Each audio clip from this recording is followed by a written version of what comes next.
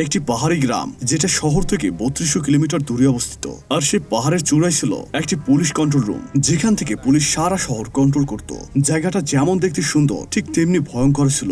এখানে সাধারণ জনগণের প্রবেশ নিষিদ্ধ ছিল। আর এই পাহাড়ের আশেপাশে হঠাৎ মানুষের শরীরের অংশ পাওয়া যেত। এখান থেকে শুরু হয় অদৃশ্য রহস্য জাল।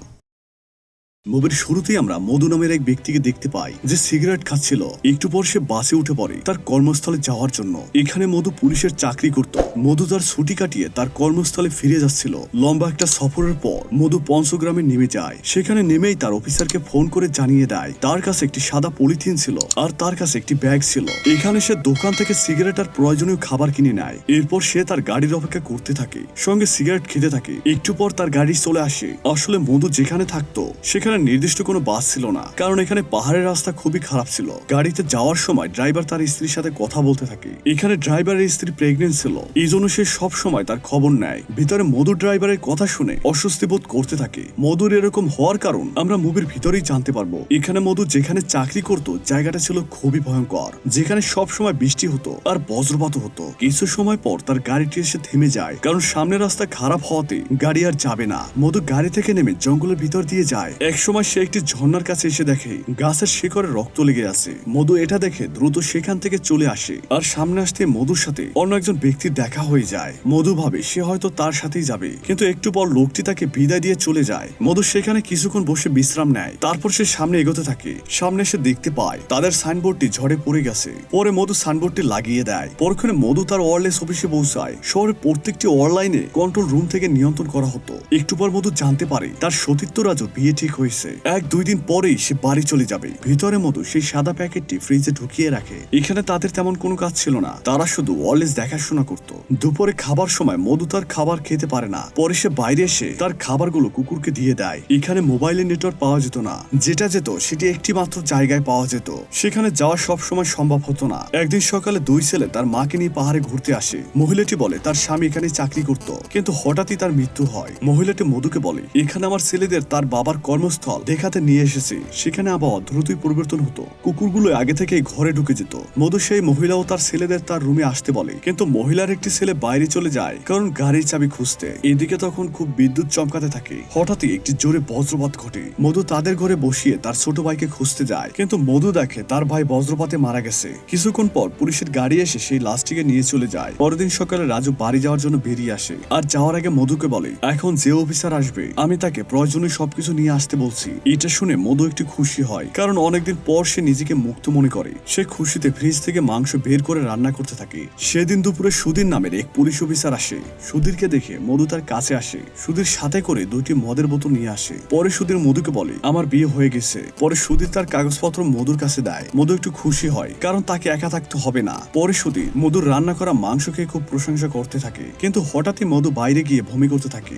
সুধীর বলে কি হয়েছে তোমার? মধু বলে তেমন কিছু না, শরীরটা একটু খারাপ। পরক্ষণে তারা মদ খেতে থাকে আর নানান গল্প করতে থাকে। পরদিন সকালে উঠে তারা দুজন অ্যান্টিনা ঠিক করতে থাকে। রাতে ঝড়ে অ্যান্টিনা পড়ে গিয়েছিল। ওদিকে সুধীর এক সময় দেখতে পায় সামনে কিছু কুকুর কিছু একটা খাচ্ছিল। পরে সেখানে মধু চলে আসে আর বলে রাতে বজ্রপাতে কুকুরের মা মারা গিয়েছে। এটা শুনে মধুর মন খারাপ হয়। মধু একটি গর্ত খুঁড়ে সেই কুকুরটিকে মাটি চাপা দিয়ে দেয়। পরদিন সুধীর পানি আনতে যেয়ে দেখে সেখানে কিছু ছেলে মেয়ে ঘুরতে এসেছে। পরক্ষণে সুধীর এসে সাইনবোর্ডটি তুলে ফেলে দেয়। এখানে সুধীরের মন মানসিকতা খারাপ ছিল। সুধীর ভিতরে এসে মধুর সাথে মজা করতে থাকে। দুপুরে সুধীর আবারও মধুর রান্না খেয়ে প্রশংসা করতে থাকে, কিন্তু মধু সে মাংস খায় না, কলা দিয়ে ভাত খেতে থাকে। খাবার শেষে সুধীর দূরবীন দিয়ে দূরে থাকে এক যুগল ছেলে মেয়েদের দেখতে থাকে। পিছনে সেখানে মধু এসে সেটা দেখে ফেলে। মধুর খুব রাগ হয়। পরে সে ওই ছেলে মেয়েকে সেখান থেকে চলে যেতে বলে। এরপর তারা দুজন চলে আসতে থাকে। তখন সুধীর বলে তুমি তাদের ভাগিয়ে দিলে কেন? মধু বলে এমনি। পরক্ষণে তারা দেখতে পায় অফিসার জোসির গাড়ি আসছে। তারা ভেতরে এসে তাদের পোশাক পরে নেয়। জোসি আজ অনেক রেগেছিল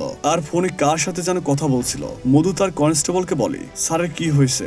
কনস্টেবল বলে জোসির স্ত্রী অন্য একজনের সাথে পালিয়ে গেছে, এই জন্য স্যার একটু চিন্তিত। পরক্ষণে জোসির কাছে উপর থেকে ফোন আসে আর তখনই তারা গাড়ি নিয়ে চলে যায়। পরে মধু জানতে পারে আশেপাশে খুন হয়েছে এবং একটি দেহের অংশ পাওয়া গেছে। এই জন্য সকল পুলিশ অফিসার সে দেহের অংশ খুঁজতে জঙ্গলে যায়। এদিকে ভিতরে মধু আর সুধীর তাস খেলতে থাকে আর ওয়্যারলেসে সকল তথ্য শুনতে থাকে। এখানে যে মহিলাটির দেহের অংশ পাওয়া গেছে পোস্টমর্টমের পর তারা জানতে পারে মহিলাটিকে ধারালো অস্ত্র দিয়ে তার দেহ খণ্ডিত করা হয়েছে। পুলিশরা একটু ঝর্ণার কাছে আরেকটি হাতের অংশ পায়। এইসব খবর ভিতরে ওয়াকিটকিতে সুধীর আর মধু শুনতে থাকে। মধুর মন খারাপ হয়ে যায় আর সুধীর তার ভাত নিয়ে বাইরে চলে আসে। ভাতগুলো সে কুকুরকে দেয়। পরে সুধীর দেখে কুকুর সেখানে না খেয়ে তার মায়ের কবর খুঁড়ছে। একটু পর সুধীর কুকুরগুলোকে তাড়িয়ে দেয় আর সেখানে একটি কাটা হাত দেখতে পায়। সুধীর বুঝতে পারে তার পিছনে কেউ আছে। পরে দেখে সেখানে মধু এসেছে। সুধীর তখন অভিনয় করে সে কাটা হাত চাপা দিয়ে দেয়, বলে মরা কুকুর থেকে গন্ধ এসেছে। আর তখনই সেখানে রবি তাদের প্রয়োজনীয় জিনিস নিয়ে চলে আসে। সুধীর বলে, মধু তুমি এগুলো ভিতরে নিয়ে এসো, আমি একটু ওয়াশরুমে যাব।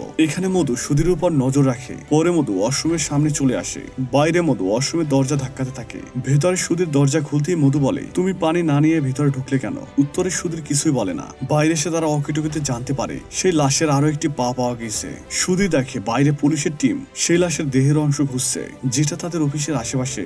এদিকে রাবি তাদের খাবার পানি নিয়ে আসে। তখন সুধীর একটি চিঠি লিখছিল যাতে সেটা রাবিকে দিয়ে বাইরে পাঠাতে পারে, কিন্তু মধু তাকে সেই সুযোগ দেয় না। রাবি গাড়ি নিয়ে চলে যায়। মধু বাইরে দাঁড়িয়ে সেটা দেখতে থাকে। ভিতরে সুধীর দেখে মধুর পিছনে বন্দুক রয়েছে, এই জন্য সে কিছুই বলতে পারে না। এখানে মধু বুঝতে পারে সুধীর নিশ্চয়ই কিছু বুঝে গেছে। এই জন্য তখন মধু সুধীরকে তাস খেলতে ডাকে। মধু সুধীরের খেলা দেখে বুঝে যায় সুধীর মনে মনে প্ল্যান করছে। তখনই তারা খবর পায় সে মৃতদেহের বাকি অংশ মেডিকেলে পাঠানো হয়েছে। এই খবর শুনে সুধীর তার মোবাইল ছাড়িয়ে নিয়ে বাইরে চলে আসে। মধু এসব পিছন থেকে দেখে নেয়। পরে মধু বাইরে সুধীরের কাছে চলে আসে। মধু বলে, সুধীর তোমার ফোনটা দাও, আমি একটু বাড়ি কথা বলবো। তখন সুধীর তার ফোনটি দিয়ে দেয়। মধু কথা বলার বাহানা করে তার ফোন থেকে সিম খুলে সিমটি নষ্ট করে দেয়। পরে মধু সুধীরের সামনে কথা বলা নাটক করতে থাকে। পরক্ষণে মধু সুধীরকে বলে, ফোনে নেট পাচ্ছে না, পরে কথা বলবো। এদিকে পুলিশ অফিসাররা সেই লাশের সব অংশ পেয়ে গেছে, শুধু একটি কাটা হাত বাকি আছে। ওদিকে পাহাড়ে কিছু লোক ঘুরতে আসে।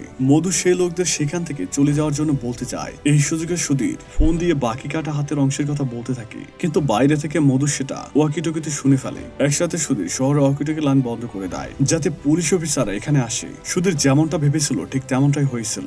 জোসির কাছে ফোন আসে পাহাড়ে যাওয়ার জন্য, কারণ লাইন আপ করে দেওয়ার জন্য শহরে কমিউনিকেশনের সমস্যা হচ্ছিল। উপর থেকে মধু এটা দেখতে পায় সেখানে জোসির গাড়ি আসছে। এরপর মধু ভিতরে আসে, এই বলে সুইচ অন করে দেয়। এর সাথে সেখানে জোসি চলে আসে।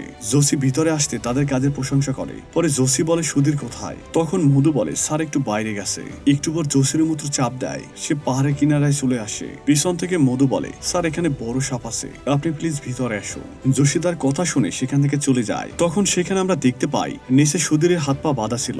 ভিতরে পুলিশ অফিসার জানতে পারে অন্য পুলিশ একটি মোবাইল পেয়েছে, ধারণা করা হচ্ছে সেটি ওই মৃত ব্যক্তির। এই খবর শুনে সেই পুলিশ টিম সেখান থেকে চলে যায়। পরে মধু সুধীরের বাঁধন খুলে দেয়। ঠিক তখনই সুধীর মধুকে ধাক্কা দিয়ে পালানোর চেষ্টা করে, কিন্তু মধু তাকে ধরে ফেলে। পরে রাতে তারা রুমের ভিতরে চলে আসে। সুধীর বলে, মধু তুমি এমন কেন করছো? আর এই কাটা হাত এখানে কিভাবে আসলো? এইসব কথা শুনে মধু বলে, ওই দিন তুমি যে কাটা হাত দেখছিলে ওটা ছিল আমার স্ত্রীর হাত। মধু বলে, আমার স্ত্রী স্কুলে চাকরি করত। তখন সুধীর বলে, তাহলে তুমি ওকে মারলে কেন? মধু তখন হাসতে হাসতে বলে, আমি তাকে শারীরিকভাবে সুখী করতে পারিনি, তাই সে পরকীয়ায় লিপ্ত ছিল।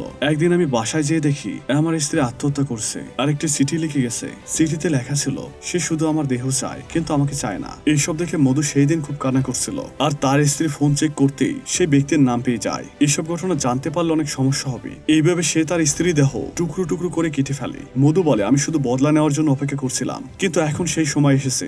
মধু বলে, আমি তার ইচ্ছা পূরণ করছি। তুমি যে মাংস খেয়েছো এটা তারই মাংস।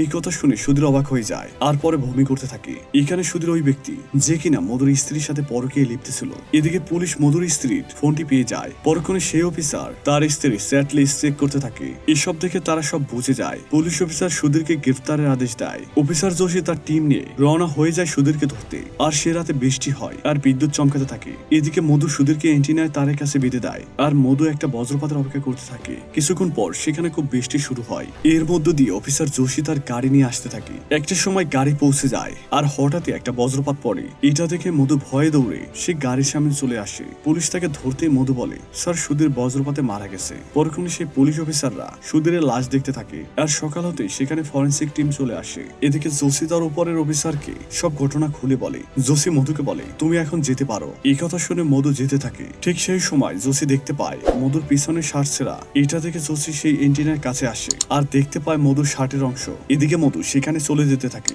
আর পিছনে জোশী সবকিছু বুঝতে পারে। জোশী মধুর কষ্ট বুঝতে পারে। পরে সে তার সেই কাপড়ের টুকরো বাতাসে উড়িয়ে দেয় আর এদিকে মধু ব্যাগ নিয়ে বাড়ির উদ্দেশ্যে যেতে থাকে। এরই সাথে এই মুভিটির সমাপ্ত হয়। তো বন্ধুরা, মুভিটি তোমার কাছে কেমন লাগলো অবশ্যই কমেন্ট করে জানাবে। আর নতুন নতুন মুভি পেতে আমাদের চ্যানেলটি সাবস্ক্রাইব করবে।